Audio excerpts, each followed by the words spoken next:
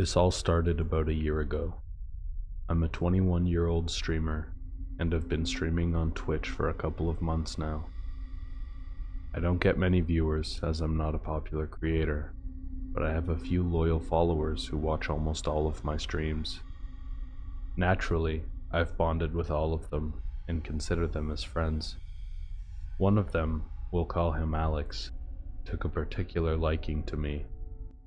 He would show up to all of my live streams, and I even made him a moderator, which is a viewer that can ban other viewers and remove harmful messages. This went well at first, and we eventually began messaging outside of my Twitch streams. He was very kind, although I didn't know much about him. He became a good friend of mine, but that didn't last for long. As I got closer to Alex, he started getting very possessive of me. He would message me constantly at all hours of the day. He wanted to know my every move. If there was a day I didn't end up streaming, he would send hundreds of messages, asking where I was. He would even ban other men in my Twitch chat for complimenting me. It was getting out of hand, and my other viewers were starting to take notice. A few of my regular viewers even messaged me with concerns about his behavior. I put up with it for a few weeks, but after my patience finally caved, I decided to block him on everything. This seemed to put an end to the harassment for a little bit, and I began having normal streams again. But the fake accounts started to appear. Accounts with usernames like @WhyDidYouBlockMe.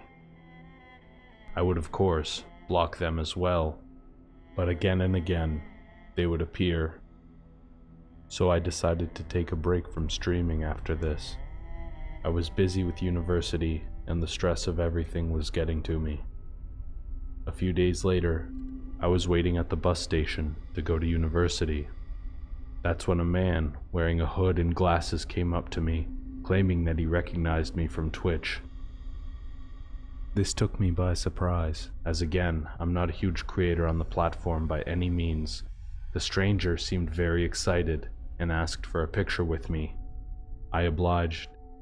He took out his phone and put his arm around me and captured a selfie of the two of us, then left. After I got home that day, I noticed I had a message on Twitch from a new account. It was a selfie of me and the stranger, with the message, "I can find you wherever you go." I knew instantly this had to be Alex. I panicked. I ran around the house making sure all of the doors and windows were locked. When I locked the back sliding doors that led to my backyard, I saw folded paper laying on the deck. I ran outside to grab it and then locked the door behind me. The paper read, "Here's an in-person donation," with a $5 bill attached to it. Alex must have followed me home from university that night. I phoned the police and reported what had happened. They took the note as well as the selfie as evidence. Eventually, they were able to identify Alex and got a restraining order against him. It was a long process, but I haven't seen or heard from him since. I was confused at first how he found out where I lived. But then I realized I had talked about which university I attend while I was streaming a few months back. I didn't think about protecting my identity, since I never imagined a streamer of my size would have a stalker. I guess I learned my lesson the hard way.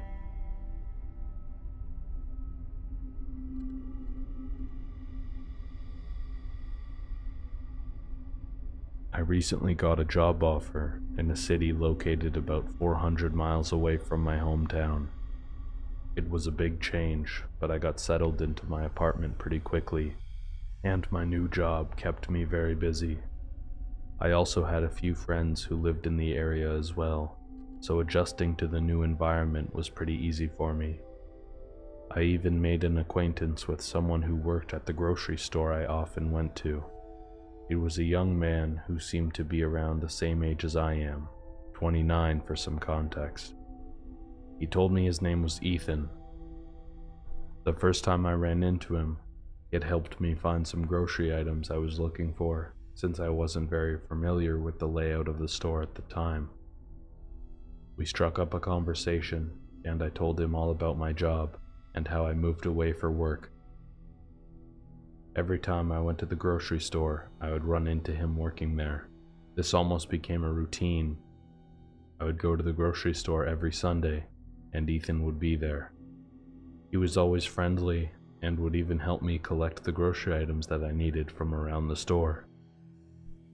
One time, I went grocery shopping as usual and noticed Ethan wasn't there. I thought it was strange, but thought that he might be on his break or something. I decided to ask another one of his workers why Ethan wasn't there for his shift. The worker looked confused. After a brief moment, they told me that no one named Ethan works at this store. I described what he looked like, and the worker confirmed that this was just a customer, not a worker. Naturally, I was freaked out by this and went home without any groceries. When I got back to my apartment, at my front door were a bunch of grocery bags, filled with the exact order of groceries I always got. I'm hesitant to call the police because I'm not sure what his intentions are, but I'm almost positive that I'm being stalked. I just hope that the situation doesn't escalate any further.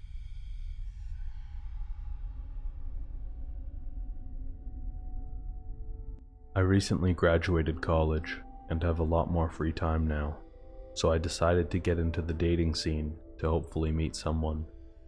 I tried many dating apps for a while, but didn't make any connections with any of the matches. That was when one of my friends from college offered to set me up on a blind date. She told me that she met a nice guy who recently had gotten a job at her place of work. She said he was nice, handsome, and single. I was hesitant at first, since I thought it would be awkward to go on a date with someone I hadn't even met before, but after some convincing, I finally agreed. My date's name was Jackson. I met him at a fancy Italian restaurant that I had never been to before. The date was a bit awkward at first, but eventually our conversations began to flow naturally as we got to know each other better. He was sweet and handsome, but I couldn't shake this weird vibe I had about him. I think maybe the date was going too well, and I was overthinking it. I brushed it off, and we continued to have a great date. Once we finished up dinner, he offered to drive me home. I didn't have a car at the time and hated taking the bus. Plus, it was the middle of the winter, so I took him up on his offer. My apartment was pretty close by, so he wouldn't have to go far out of his way to drive me home. When we got to my apartment, we exchanged contact information and said our goodbyes. We both seemed equally excited about the next date. As soon as I got into my apartment, I got a text from Jackson. "See you again soon," it read. I texted my friend who had set me up on the date to let her know how it went. She was excited for me, and the two of us agreed to meet up next week to chat about it. Jackson texted me that same night, asking to meet up again the next day. When I told him I was busy and didn't have time, his attitude changed. His kind, caring texts turned possessive, and he became very angry, claiming that I didn't make any time for him. I didn't respond to any of his messages, since he was really starting to freak me out. The next morning, I woke up to 600 plus unread messages from him. I blocked his number and called my friend to tell her how crazy Jackson was being. As we were on the phone, I heard a very loud knock at the door. I knew it had to be Jackson. I sat there in fear, not daring to make a sound to alert him that I was in there. After a few minutes, the banging stopped, and I assumed that he had given up. I didn't hear anything from him for the next few days, but my friend confirmed that he stopped showing up to work. To get my mind off of things, my friend offered to take me out to get dinner. She picked me up from my apartment, and we went to our favorite restaurant. It was snowing a lot that night, so her car was covered in snow by the time we finished. That's when we noticed someone had written something in the snow on her car. It read, "I'm always watching you." We got into the car and drove away quickly, not even taking the time to brush the snow off.